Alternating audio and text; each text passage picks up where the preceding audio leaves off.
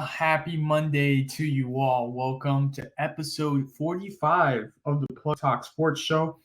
Can't believe it, man. 45. We're almost to 50. It's gonna be I wonder how big of an episode it's gonna be when we reach 100.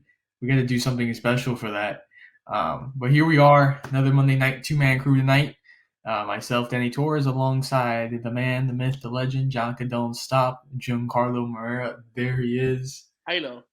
I'm surprised he doesn't have his liquid death out today. No, I have some coffee today. Oh, we're going with coffee today. This man hooked me on liquid death. I got a lot of hate from that, should I say. Someone messaged me when I posted on my story yesterday. They're like, that's a waste of a can. And I was like, damn. It's a waste of life. Damn. They have nothing else better to do but to complain about a can. Vaya. Hey, man, there's something for everybody to complain about here in this world. Yeah, true. So, you want to start with good news or bad news today on this Monday? How are you feeling, Giancarlo? You want to start off with bad news or good news? Let's start the bad news. Okay, what is the worst thing you saw last week, sir? Worst thing I saw last week. Man, that's tough. I don't think really anything bad happened last week, did it? Could be anything, man. Anything you saw. I guess it would just have to be.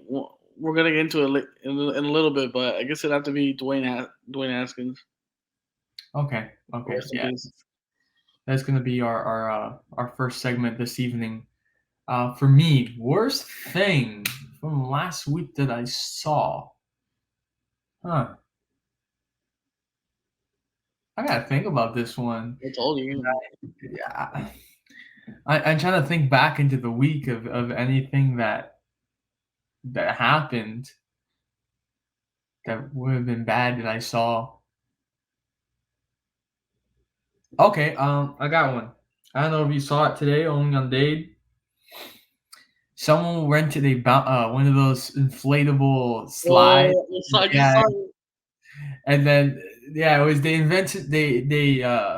rented one of those slides that you use to get into the pool, whatever, those inflatable ones.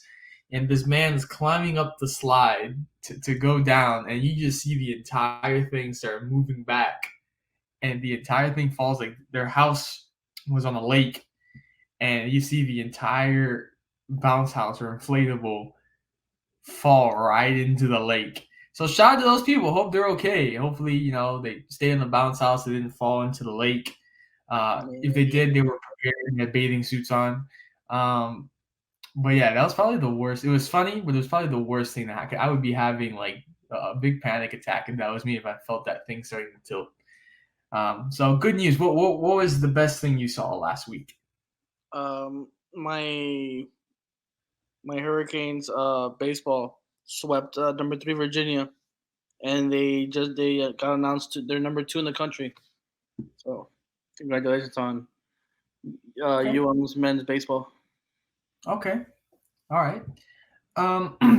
For me is going to be being able to have completed that barbershop video for us for Plugtalk Sports that we've had planned for a minute now, and it was great. It went well. It was on Friday night.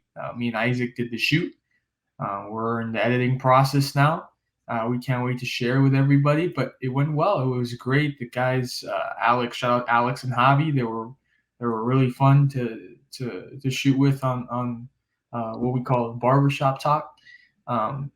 And we can't wait to share it and put it out into our platforms, into the world, and for people to see it. So that's probably the best thing that happened last week. Is that coffee from McDonald's?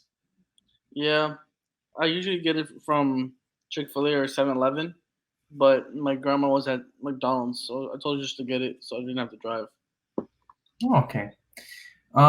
So let's get into it, man. First topic of the evening, talking about bad news. Dwayne Haskins, quarterback of the Pittsburgh Steelers, had been with Washington. Was he with another team as well, or no? It was only Washington. No, I think he got injured or something. Okay. But yes, he quarterback Pittsburgh Steelers. He was down here in South Florida. Um, he was just hanging out. He was training, and this was exactly how it happened. Supposedly, he was training during the moment of this accident. Getting ready, gearing up for the upcoming NFL season. We're in off season now, so he just wanted to go for a run, and he went for a jog.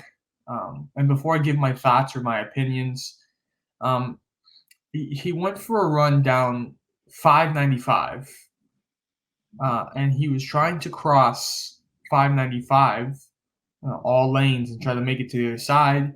And he was struck by a dump truck early. It was about 6:30 in the morning, and unfortunately, Dwayne Haskins passed away due to the collision with the dump truck. So first off, our condolences, thoughts to his family and his friends. It's a young person that had so much more life to live and had so much more to complete in his career. Um, but Giancarlo, I'm going to open up to you. Just your thoughts and your opinion on this situation. Um, it's sad for the Steelers since they just lost Ben. Now they lost another quarterback. Yeah, Shots fired, but no. No, it sucks for him. I'm still trying to like wrap my head through how it happened yeah, because the way they said it is like it's like he was running with the traffic, but I'm just like I'm confused, like because I know sometimes when you're on a highway you have to like go down and exit, and then you just keep going straight and it'll take you back up. yeah. But maybe he was just trying to cross the street, like he actually means like cross it to get to the next to like continue running. Uh, no, but it sucks. Yeah, he was like I don't think he was that bad of a quarterback, but I just think they never gave him a chance in Washington. So I mean, he was supposed to get a big chance right now with the Steelers losing. Oh, well, basically been retiring. Now they have a fresh start. He would have been a good start, you know. Now nobody knows what could have happened. And what was really messed up was a lot of people from the media, from kind of our field, um, including Adam Schefter, who is a very respected person. Adam Schefter tweeted something just like, "Oh, hey, uh, this guy struggled with the Steelers or struggled with Washington. Oh, and by the way, he died." And it's kind of like, Yeah, in it's this situation, this is a human being that's just been killed in a horrible accident. You know, everything about his football career should become second at this point.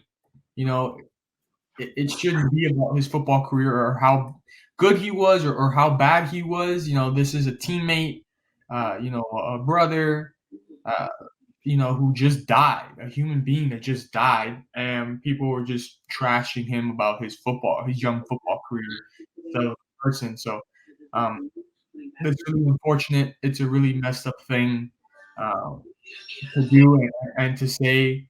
So, I just I didn't agree with what was going on. Um,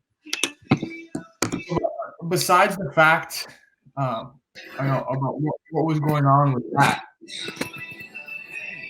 My opinion is that like he was trying to train and try to work out, and look, by no means are we trying to justify his actions or trying to throw any shade of what happened, but like, bro, like, why would you go jogging down 595, a major highway, in which we know, especially here in South Florida, it's a dangerous highway. The amount of people that drive like 90 miles per hour and higher on that highway, and let alone it's already dangerous enough running early in the morning when still daylight, still trying to, is coming up, the sun's still coming up. and you're running on the side of the highway, more dangerous is that you decide that you're going to cross all of the lanes of 595 to get to the other side. That's even more dangerous. So, I don't know the details of the thought process of, why he decided to run 595, what was going through his mind, why he decided that he wanted to cross the entire 595. Like you said earlier, there's still a lot of like questions that have to be asked that, leave you wondering of like, why did he do this? Or, why did this happen? You know, because usually when you cross a road, you look both ways and you make sure, there's nobody coming. Was it a situation that, he thought that he could beat the dump truck and he thought he can make it to the other side on time? And, then in terms of the dump truck, the driver, hey, did you not see this guy trying to cross the highway and like not give it a chance to brake? Or like maybe the dump truck thought that he was gonna make it past Dwayne Haskins in time and then end up colliding. I don't know. There's just still a lot of questions there, like you said, man, to figure out. And I'm sure as the days go by, like I'm sure we'll get more of those questions answered. Yep. I don't know if you have anything else you wanted to add to that. Like, uh, like even if it's early in the morning and all that stuff, if you see the guy crossing the street, you're the car. No matter what is the rules of the road, is you have to avoid the accident or anybody on the road at all. If you see him, you have to avoid him.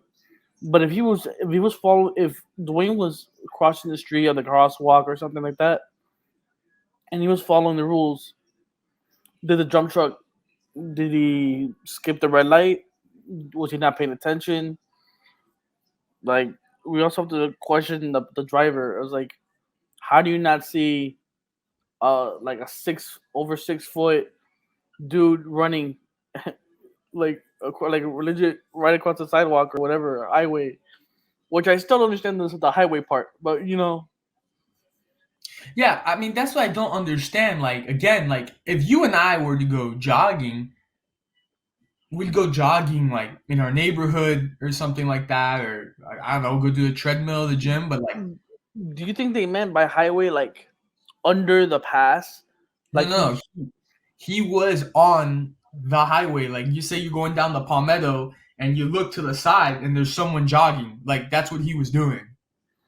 if he was jogging on the side, like not on the actual road, but like where like cars go to, like if they pop a tire or Yeah, something. yeah, there. That's where he was jogging. If that is the case, then I would look into the driver of the dump truck because if you, Okay, but that's not the problem. The yeah, I problem know, obviously. he decided to cross all of the lanes to try to get to the other side, which is again, like I Yeah. told you, like that's extremely dangerous on a highway like 595. Like, and just besides the fact again that you are jogging on the side of 595, it's still dangerous. So there's still a lot of questions to be asked that, why was he doing this? Like again, like if you and I were to go jogging, again, we would jog in our neighborhood, gym, treadmill, whatever, we wouldn't be like, all right, I'm gonna go jogging on the side of a major United States highway. Um, Usually when athletes train, maybe I'm wrong, but they usually have like a friend of theirs driving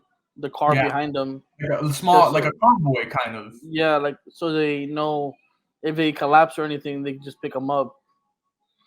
Yeah, yeah, that's true. You see a lot of UFC fighters and boxers do that. Um, Now maybe he's like, you know what? He was having a lot of stress. He just wanted to be alone. Maybe he just wanted to go on a crazy run or something. I don't know. It's his thought process. yeah, and that's something we're not going to get obviously at this point. So I feel like that's going to be difficult um, to answer those questions. I mean, probably the best part they can piece it together is either, if he texted loved ones or family members before he went out for his run, or, that's the only thing I can think of how to put it together. But other than that, we're not really going to get the answer of why he did that or why he went on a run on 595, because that, again, was only in his mind, and we can't get that answer anymore. But again, it's unfortunate that it happened. It's a young life that was lost and had a future in the NFL ahead of him. Again, um, to end this topic, we again we salute to his family and his friends, and obviously the Pittsburgh Steelers community and his teammates right now, who some have taken it very difficult, who were close with him. So we send our wishes towards them. On to our second topic of the evening. It is something. Janka here is our writer at the Plugtalk Sports website for baseball for our Miami Marlins. Uh, this past weekend, the MLB opened up their season, a season that was threatened by lockout and cancellation of games. Uh, had a weekend series against the San Francisco Giants over at Oracle Park in San Francisco. Um, they played a night in Anaheim against the Los Angeles Angels. But the results for the Marlins were 2 games lost. They lost the Friday and yesterday, and they got the game 2 win over the Giants. Jonka, if you want to start us off with just how the Marlins opened the season, and how they did this past weekend. I think they started. I mean, even though they lost games 1 and 3. I feel like they didn't lose like game 1. They lost 6-5. Then they won Yeah. game 2 2-1. Then they lost 3-2. I mean, they're really not playing that bad. They're only losing by a run. So the offense is there, and I don't know. It's just like it's a little bit better. If the pitching was just a little bit better, like obviously hold the runs down, it could have been 3-0. But it's just like the first game went into extra innings. They lost in 10. And then yesterday's they lost 3-2. Like the Marlins scored in the first inning. It was 1-0. We were there, Yeah. and then all of a sudden, the very next inning, the Giants go in and score 2. Yeah. It was a big second inning from the Giants. And so I was just like, this is the problem. Like they can't. It's holding on to the lead because I feel like once they have a lead, they just get full of themselves and they start to get laid back, and then this happens. Okay, they hold 2-1 against the Giants on Saturday. Okay, good. Now today in 20 minutes they play the Angels. Yeah. The Angels are 1-3. The Marlins are 1-2. Do I expect the Marlins to win? It's a toss up. I don't know. Angels got some good young superstars on the rise. I just think the Marlins. I don't know. I think they just need a slugger, somebody that can just motivate the team, like in a situation where like if they need a hit, they get that hit that puts them over the top, Mm-hmm. and then maybe a pitcher that can.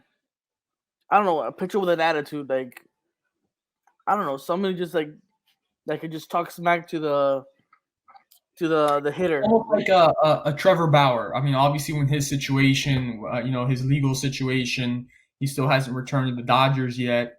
But he's a pitcher in the league that he likes the trash talk, and he likes to dish it out. And he has that kind of like that personality to him. But I see what you mean. I mean, the Marlins ace right now is Sandy Alcantara, and then Hmm. of course they got Pablo Lopez. After that, they got Trevor Rogers. But I see what you mean. But go on. Like if they can just find somebody like that can fight for the team. He'll back up his like he can like something that can back up his words. I feel like that can bring people to.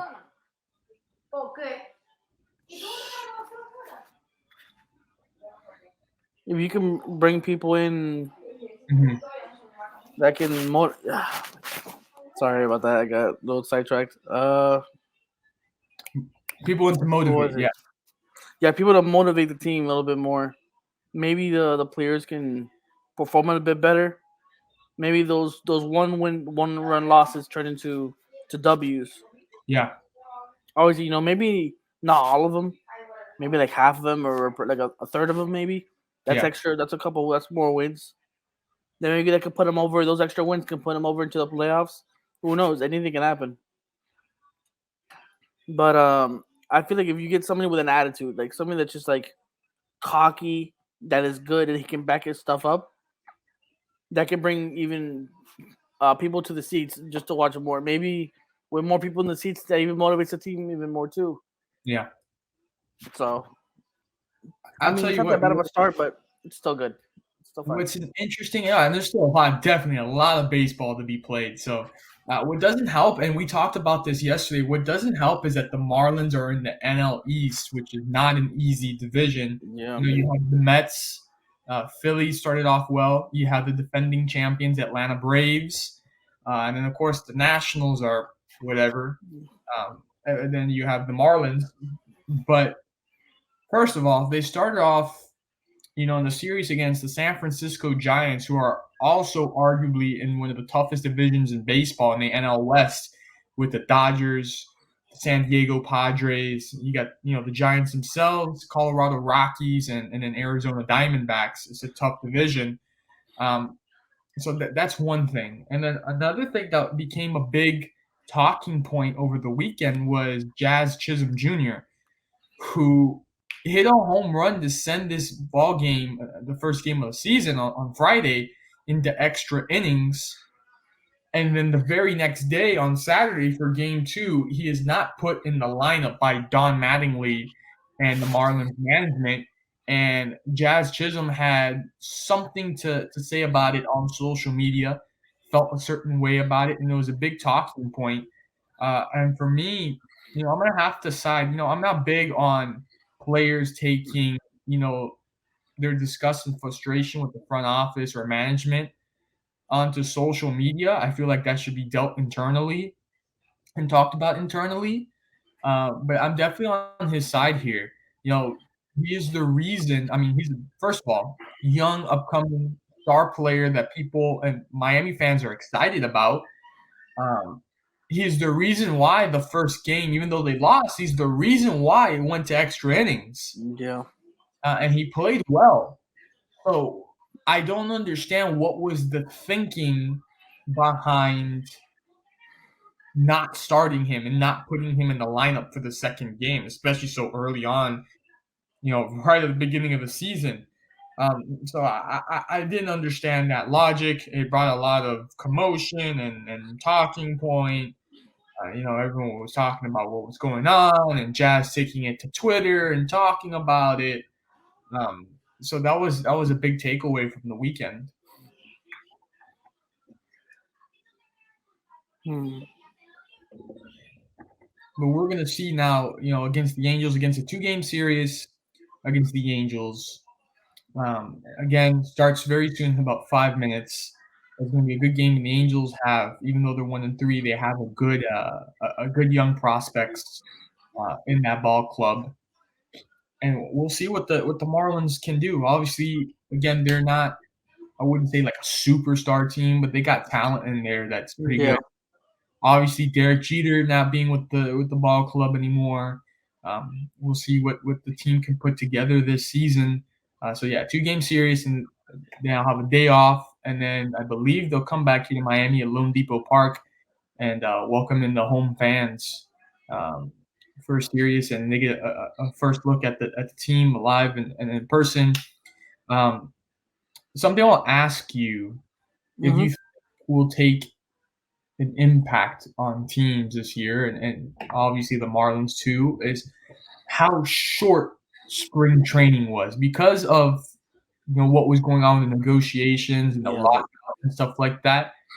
Teams were only able to practice and have like 10 spring training games and then jump right into the season.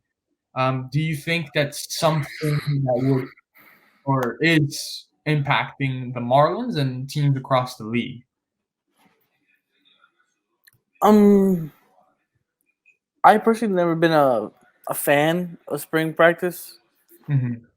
I mean, I think it's just okay. You just, I guess, trying the new guys out, seeing who's gonna work out. The new guys, maybe some guy comes back from injury, just to see where he's at. But sorry,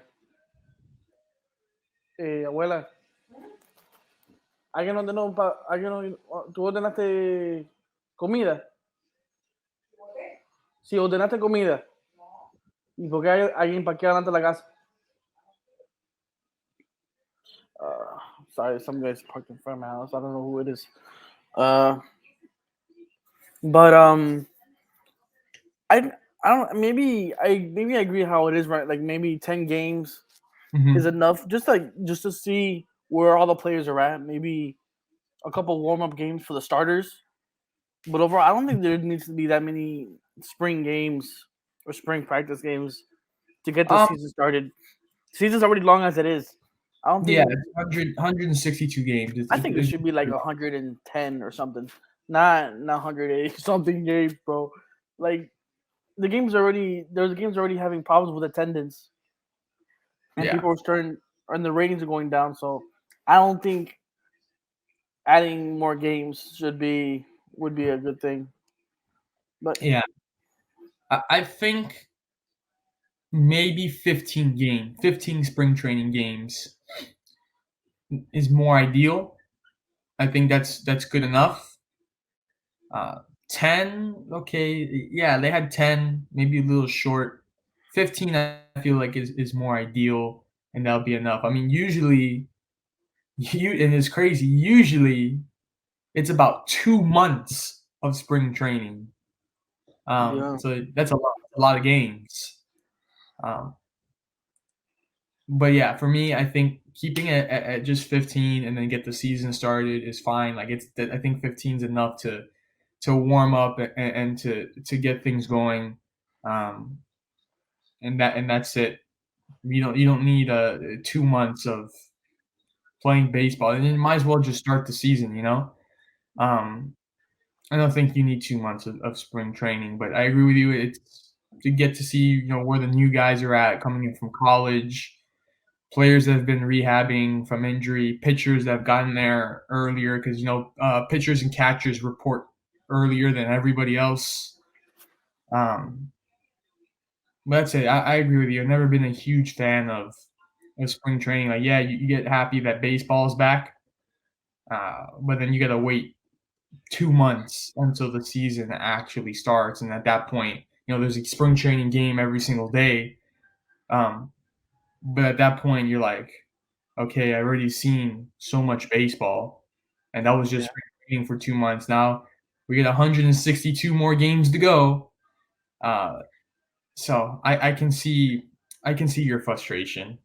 Um, but again, the Marlins winners of 1 out of 3 against the San Francisco Giants at Oracle Park, opening up the 2022 season.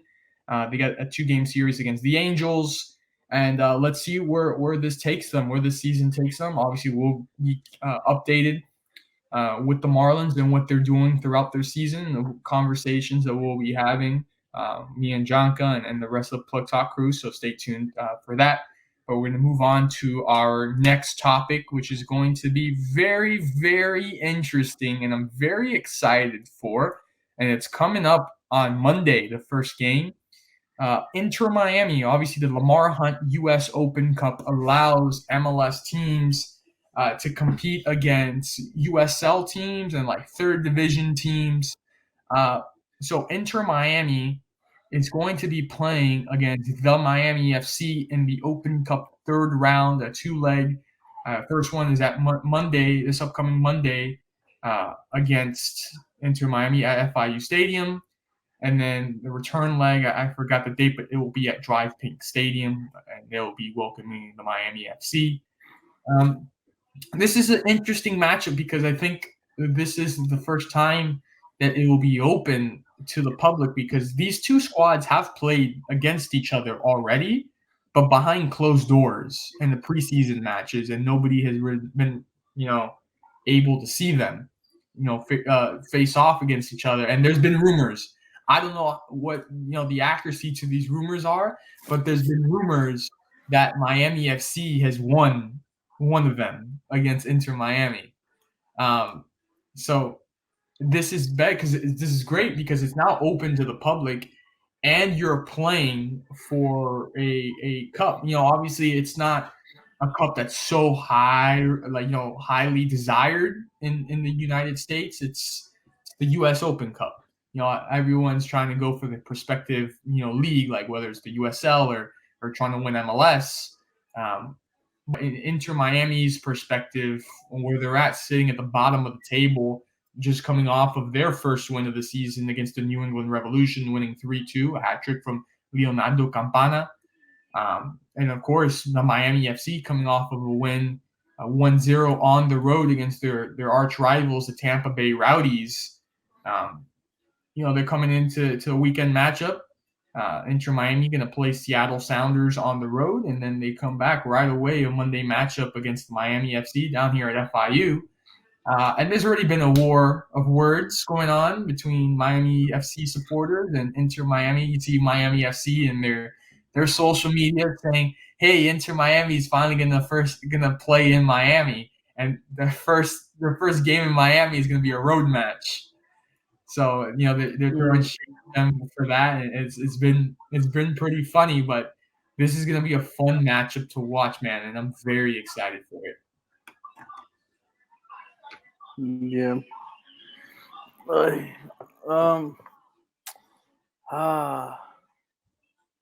Man, I don't know what to think about this game, man. I'm just like, I'm like excited and scared at the same time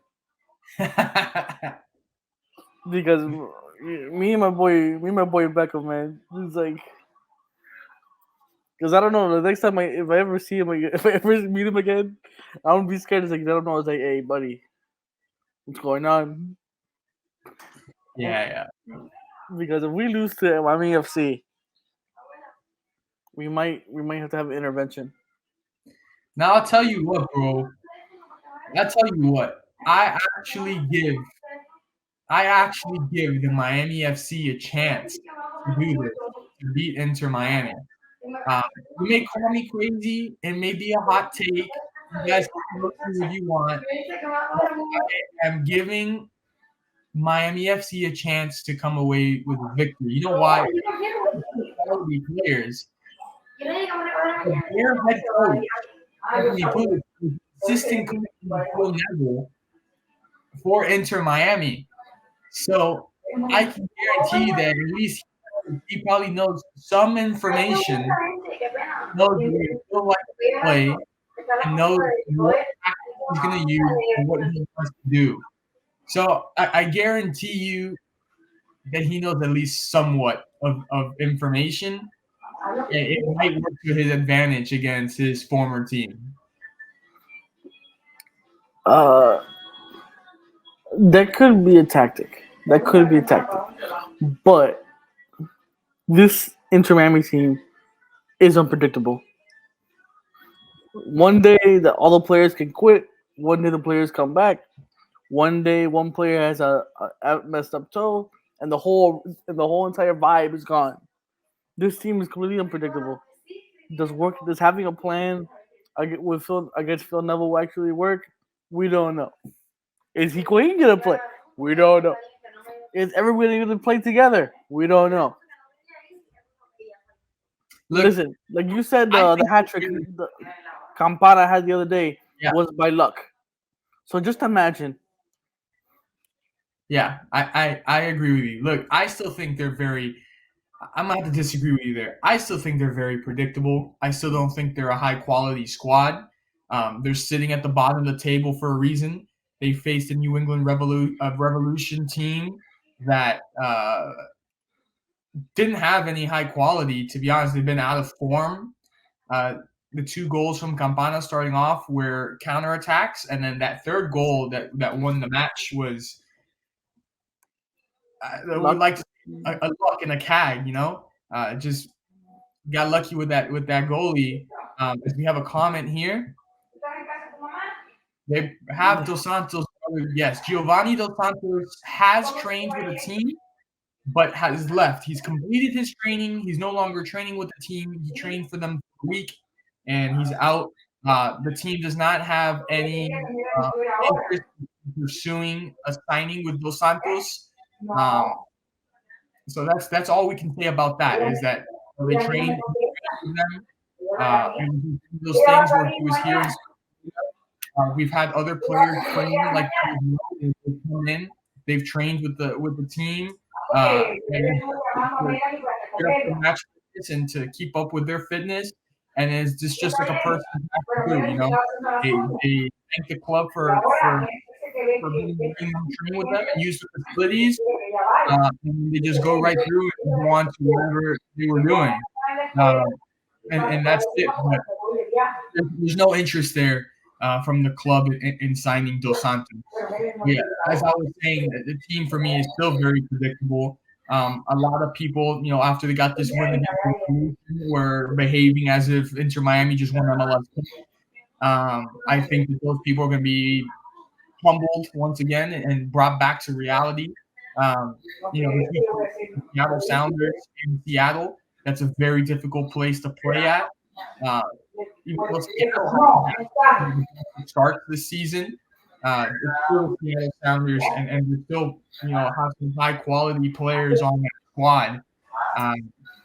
So they're getting off of that game and then going into a Miami FC match where Miami FC once again is going to be highly motivated to want to defeat Inter Miami and show people what they can do and really I think be some and really that Miami team, and I think that will be displayed and shown. No surprise to me there from into Miami. That's what I have. That's what I have to say about that. Again, I give them a real legitimate shot at being able to defeat them. But you know what, Phil? If they lose to the Miami FC, and he said that he's putting on full squad, full starting 11.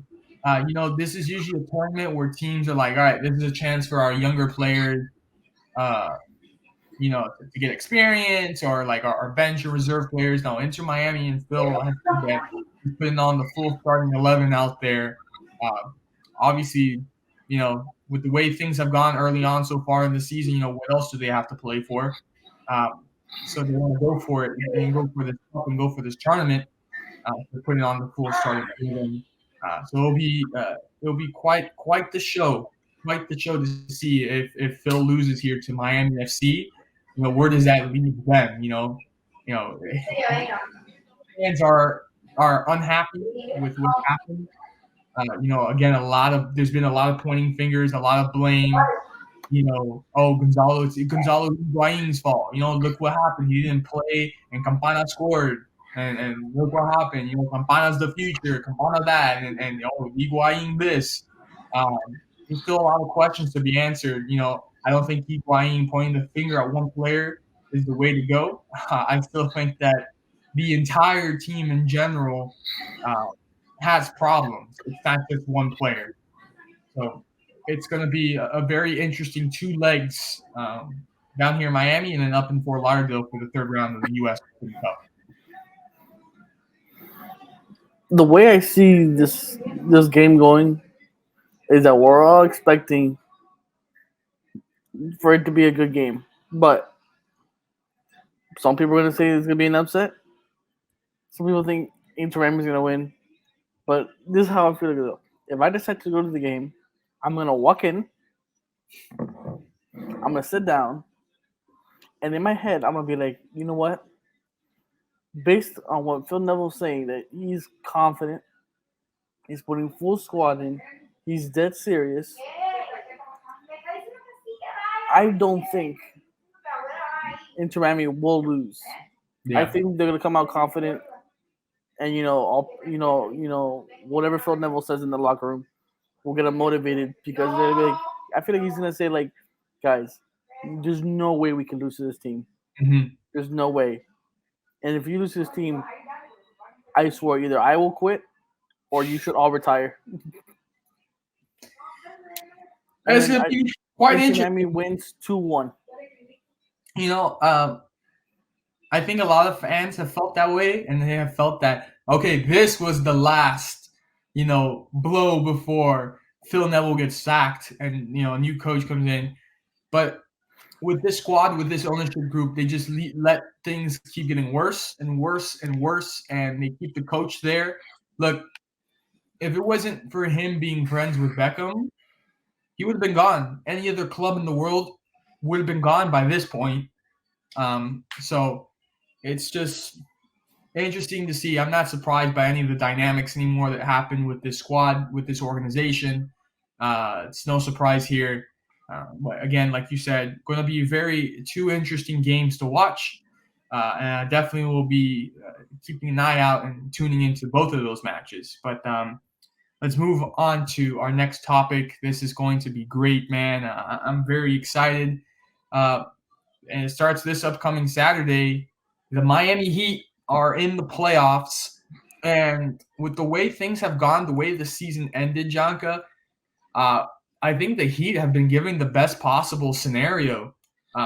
There's a very good chance and good possibilities that they avoid Brooklyn in the first round and avoid them in general.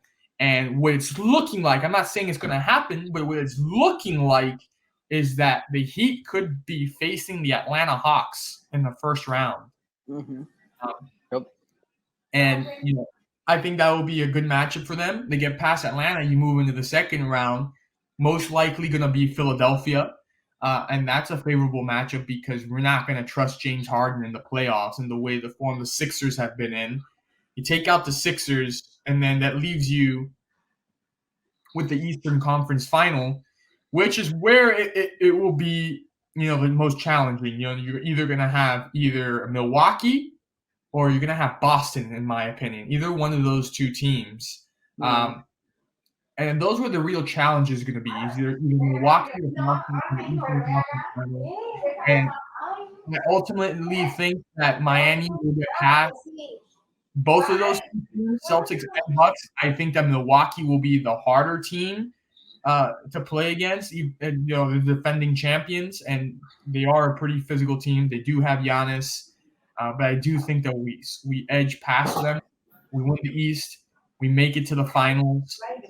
And then, in my opinion, I think in the finals they face the Phoenix Suns. But for right now, the way it's looking is like the Heat have a good path to the Eastern Conference Finals, Eastern playoffs. I have the Heat making the finals, but for the conference finals,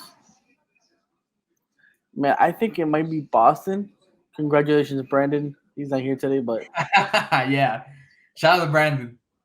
But I feel like Boston, if they're healthy, Tatum, Brown, Smart, and I think they have, I forgot who else they have. I don't know, their center, I forgot who he is, but they all play really well together. They could do damage. They do have the best record in the second half of the season. Yeah, they're on a roll right now. And that game that we did have against them, I don't know if you remember, the game we did have against them up in Boston on the road, which we did win, but it was a very, very closely contested, game all the way to the end. Now, hopefully everybody's healthy. If we make it to that point, to the Eastern Conference Finals, because I know this year health has been a question with everybody, all the starters, especially the bench with Tyler Hero. But if everybody's going to stay healthy, may God have mercy. And if everything works out, I could see us winning. Because you don't think so, but I do think that Phoenix isn't that tough. I honestly don't think he's that tough.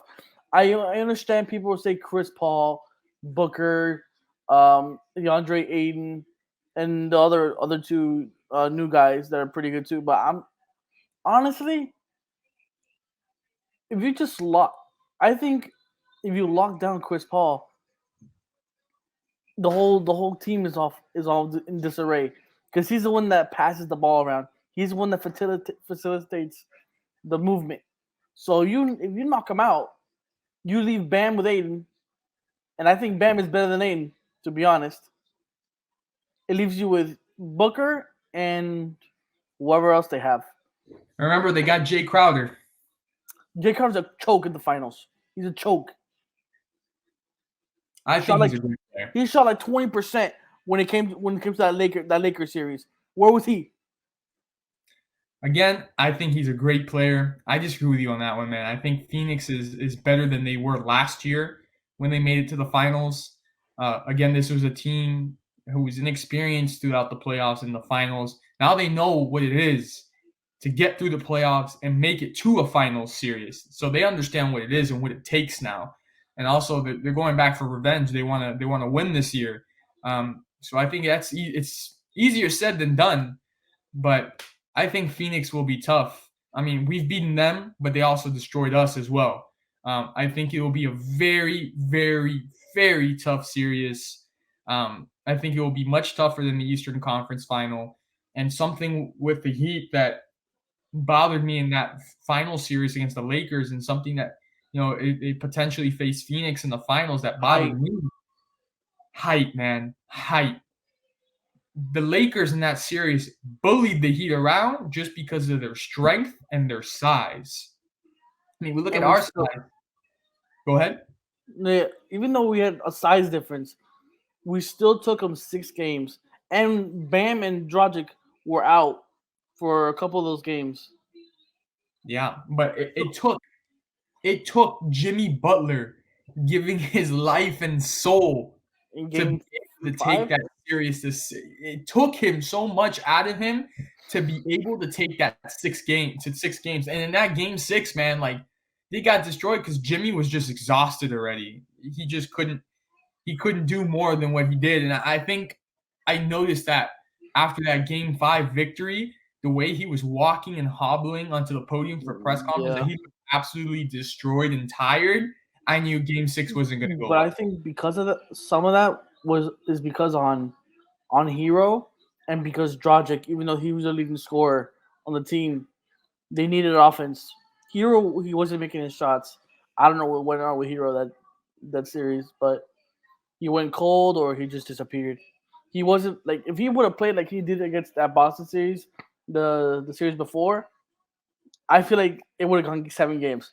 To be honest, I would have started Hero in for Dragic, but it was they did. I don't think they were going to do that. But not only did the Lakers have strength and size, but their role players, like their bench role players, played a huge factor. Whether it was Dwight Howard, whether it was Contavious Caldwell Pope, who was hot from the 3, oh my god, yeah, their players stepped up. It was Dennis Schroeder. And now, I mean, I think they made a big mistake in letting all of those guys go and acquiring Russell Westbrook, which now Frank Vogel, by the way, is going to get fired. I don't think it's his fault. Well, look, you have to understand that every coach that goes in the LeBron team, except here in Miami, is a puppet, So, but staying on the topic with the Heat, Phoenix is another one of those teams that's big and muscular. So that's going to present another challenge for the Heat against their biggest hide is Bam Adebayo and Dwayne Dedmon. But I think we have something, a key, in which we saw in that last game yesterday against the Magic, Victor Oladipo. Yeah. I think he's getting hot, man. I think the last few games that he's been playing since he came back from injury, he's been scoring, and he's been scoring the ball. And I think that's gonna be a good factor, going into the playoffs. He can keep that momentum. It's all about who gets hot at the right time. So I think if he can keep that momentum, and obviously Tyler Hero with the hell of a year he's had, Yeah. I deserves Sixth Man of the Year and Most Improved Player. If he can keep that as well coming off the bench, I think the Heat, to be honest, their bench in general has provided so much for this team.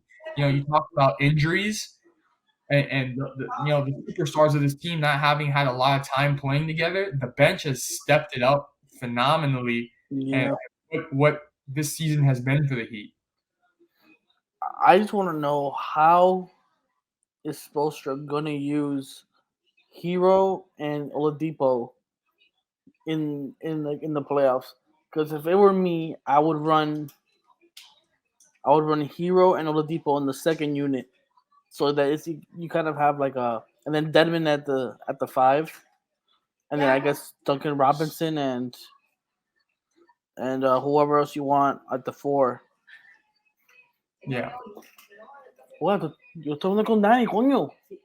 So, well, ¿A qué? ¿A dónde? ¿A qué? Va con Dios. what would you say? What would you say? Well, give me kind of your prediction.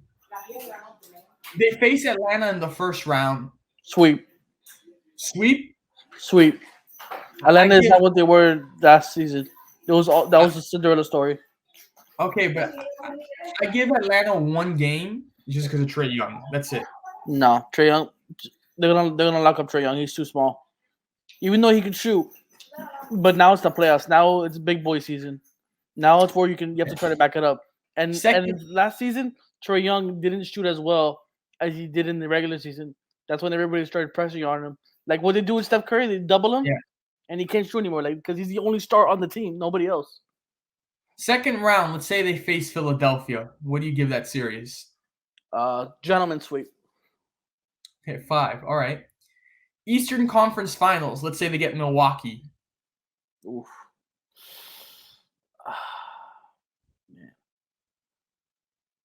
I would say 4-2. Okay. And then finals, let's say they get Phoenix. What do you give that one? 4-2. Okay. Yeah, I think for me, we face Atlanta in the first round. I give them a gentleman sweep. Second round for Philadelphia, I give it a 6. I give Philly 2 games. Eastern Conference Finals, if we play Milwaukee, take it to 6 as well. And then finals against Phoenix, I take it to 6 as well. So you are confident enough, you say right now, that you feel that the Miami Heat will be champions of the NBA this year. Yes, 100%. You might hate on me, people might hate on me, but I have them going to the finals. I just can't say yet whether I think they will be champions. It depends if they get Phoenix, it's gonna be hard. If they get Memphis, they won. Golden State, though, that's tricky too. If they get Golden State, that's a tricky one. Golden State has the shooting, but I think we could beat Golden State, to be honest. Yeah, I they think haven't so. been healthy this year. As good as they are, they have They not. started off good, and then their health went down. Yeah. So let's move on to our final topic of the night. This has happened at, for example, Bruno Mars concert. Some sporting events like the Masters or even some tennis events have had this. Comedy events too for Kevin Yeah. Hart. How would you feel, or do you think it should be a thing that when you go to sporting events that your phone is taken away, from you? How would you feel about that? Like taken away, like as in physically, or you just have to have it in your pocket and you can't use it. Yeah, I think you can have it in your pocket, but you can't use it. Because I went to the Kevin Hart comedy thing a couple years ago, and we weren't allowed to use our phones at all. Like if you had it out, if you had it on, they would warn you, and if you got warned twice or 3 times, they would kick you out of the show. So I understand. I asked them why. They told us, oh, because Kevin Hart doesn't want you filming his I guess his act or his like his skits or whatever. So I guess he doesn't want like anybody like he doesn't want you ruining it for other people that see it, I guess. Or he just wants you, the people that don't go pay a ticket to go and see it, just wait for Netflix. Or pay attention to, but yeah, that too. But like for sporting events, I don't like that because like, I want to see my team play. I want to videotape. I want to show everybody that I'm at the game. Yeah. Like I want to say, hey guys, look who it is. Like what if I'm at courtside, right? And let's say Tyler Hero comes up to me and says, hey, yo, let's take a picture, but I'm not allowed to use my phone. It's like a big middle finger to the customer. And he's like, the customer is basically the one paying for everything in the stadium. So it's kind of like a middle finger to your face. I see your point. I think it can go both ways because like I see your point. I agree with your view, but then I also can see the view of like they want you to enjoy the moment. I think because like they're getting at the point that like we're so caught up in social media and just like when something happens, just immediately going down to your phone or tweeting about it, putting on Instagram, that you're not filtering in your brain, the moment that's happening. You're not capturing that moment. You're capturing on your phone, but you're not capturing yourself. You're not living in the moment. But then to your side, like, you can film it and like you have those memories on your phone where you can look back at it and be like, oh, I went to the game, this day. And especially if, let's say, it's like the final shot of the fourth quarter to go to overtime or to win the game. Like any historic moment, Yeah, you're in the moment. You're just videotaping it, and then it's like, oh, what happens if like you're videotaping it and he makes it? Like you're still gonna react like, oh my god, he made it! Oh my god! But you also have it on film, and then you can tweet it and Instagram it, whatever you want to do with it. And it even shows like, oh, look what happened at the Heat game. Oh my god! Yeah. And then it got people to see what happened at the Heat game. It's like, you know what? Hey, hey, everybody, like, vamos a ir al juego de los Heat.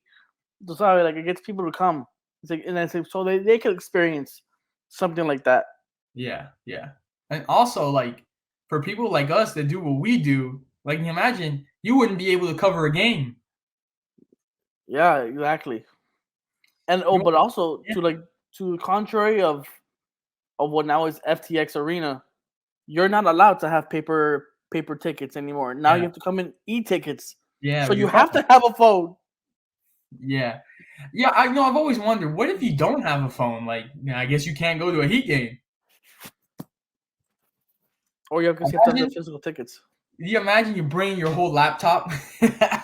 You pull up with your whole laptop with you? The signal. You're like, oh, what's the Wi-Fi here? I'm trying to pull up the tickets on my 1982 Dell computer. LeBron sucks 305. That's my password, bro. I'm trying to get my tickets out here. But yeah, that's great, man. That's a good insight on it. I can see both sides of it, to be honest. But that's gonna wrap up our episode for tonight. Again, we appreciate you guys always tuning in, showing us love, showing love to the show, and following our website, our articles, just our Twitter account. So we appreciate everyone who comes on here every Monday night, shows us love and likes watching our content and our show. So we really appreciate that. I hope everyone has a good rest of their week, a good night, and we'll see you guys next Monday for a brand new episode. Alert before we finish. Angels are up 3-0 at the end of the first. There we go. Yeah, right there, 3-0. Told you guys. All right, guys. Everyone have a good night.